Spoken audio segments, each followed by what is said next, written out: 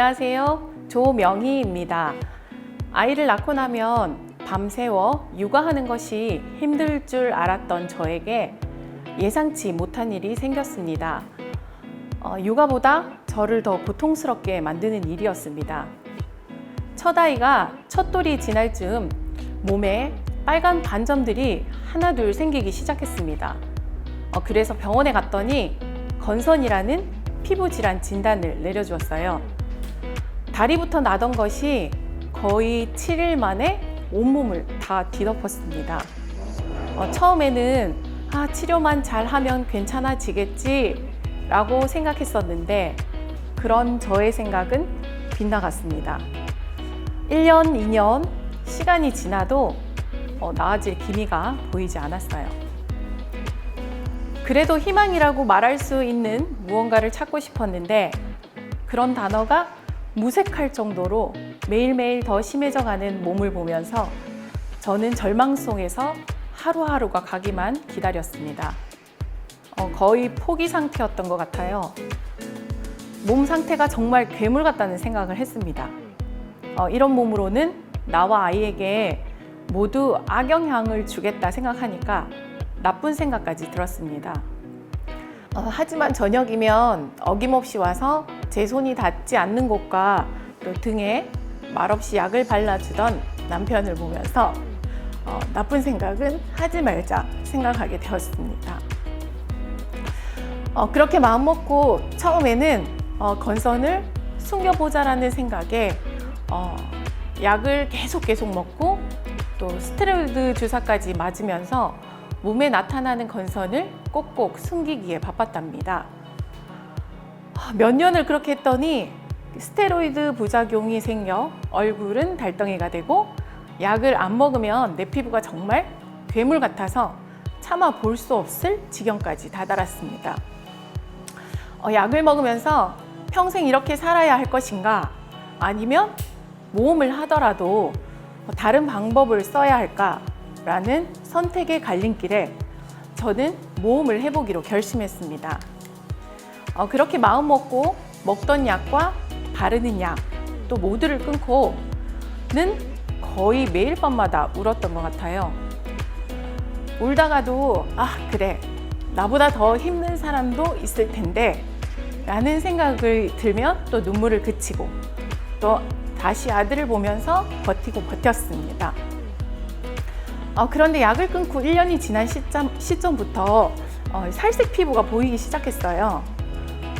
일광욕을 하고 또 운동을 하면서 몸은 점점 더 나아져 갔고 그렇게 저에게 희망이 생겼답니다. 건선이 좋아지기 시작하니까 무엇이든 할 수 있을 것 같았습니다. 입고 싶은 반팔도 입고 또 사람들도 만나고 새로 태어나서 처음 세상에 나온 것 같은 느낌이 들면서 나도 일을 하고 싶다는 욕구가 생기기 시작했습니다. 이왕이면 내 전공을 살려서 내가 좋아하는 일을 하자라고 다짐하게 된 계기가 이때였던 것 같습니다. 그때는 건선이 다시 내 몸을 덮기 전에 빨리 일을 시작하자고 해서 거의 빛의 속도로 어린이집을 개원하게 됩니다. 어린이집은 작은 규모였지만 그 안에서 많은 추억을 쌓았고 또 상상하지 못할 행복함을 얻었답니다. 부모와 교사들이 하나의 가족처럼 움직이고 서로를 보듬어주는 아주 행복한 곳이었죠. 지난날 힘들었던 시간이 있었기에 이런 시간들이 모두 감사하게 느껴졌습니다. 아이들과 행복한 시간을 보내던 중에 저에게 또 다른 기회가 찾아옵니다.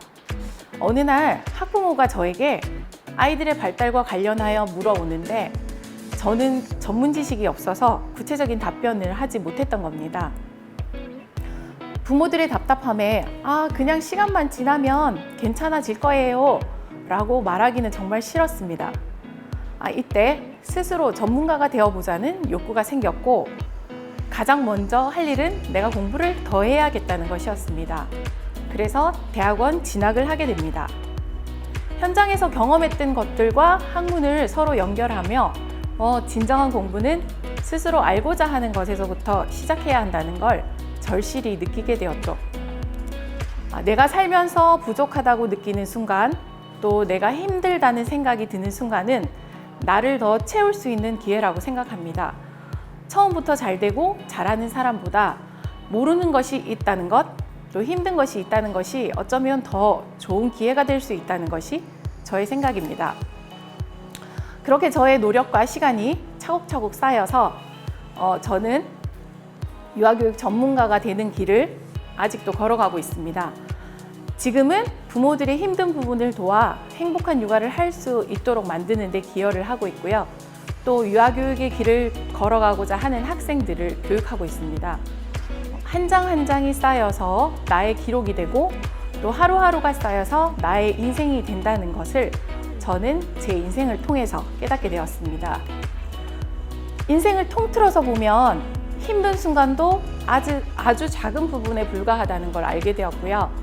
시간이 지나면 완벽히는 아니더라도 어느 정도 문제가 해결이 되고 또 그것보다 더 좋은 기회가 찾아온다는 것을 더불어 알게 되었습니다. 작은 것에도 감사함을 찾고 또 그 감사함을 표현하고 또 하루하루 행복한 것들을 찾다 보면 끝이 안 보이던 절망의 늪에도 꽃이 핀다는 것을 저는 확신합니다.